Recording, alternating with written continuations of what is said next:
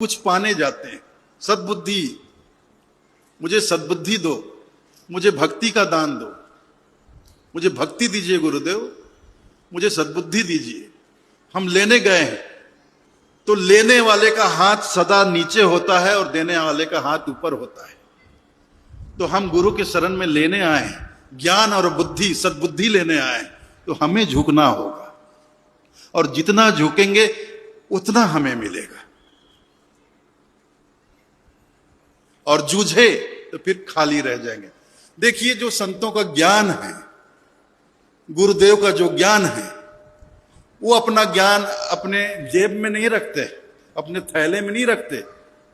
अगर आप सोचो कि रोज गुरुदेव इस रास्ते से निकलकर उधर मोड़ से जाकर शाम को अपने घर जाते हैं, तो कल एक काम करता हूं, उस मोड़ पे रात को शाम दिन ढलते ही अंधेरा हो जाता है, मैं वहीं खड़ा रहूंगा और कल जैसे ही गुरुदेव वहां से गुजरेंगे मैं पीठ पे चाकू टिकाकर उनका ज्ञान ध्यान सब छीन लूंगा।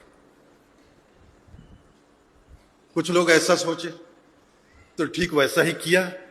दूसरे दिन जब गुरुदेव अपने शाम को घर जा रहे थे, दिन ढल चुका था, जैसे ही उस मोड़ पर पहुंचे तो 2-3 लड़के थे।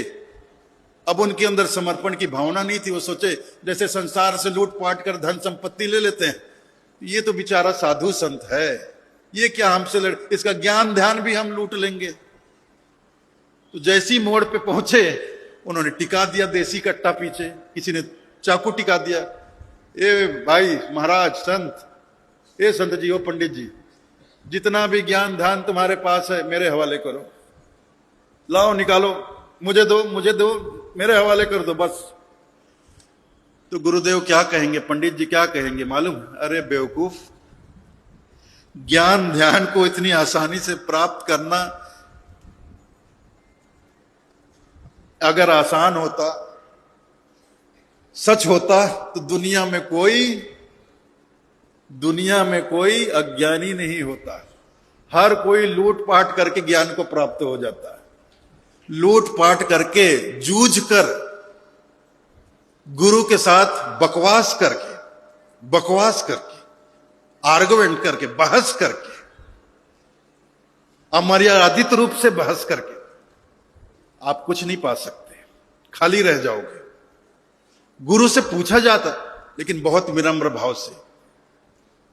और उसके साक्षात उदाहरण है हमारे धनी धर्मदास जी साहब। गुरु से ज्ञान ध्यान, गुरु से अपनी शंकाओं का समाधान कैसे प्राप्त किया जाता है, ये आप धनी धर्मदास साहब का जीवन देखकर सीखो।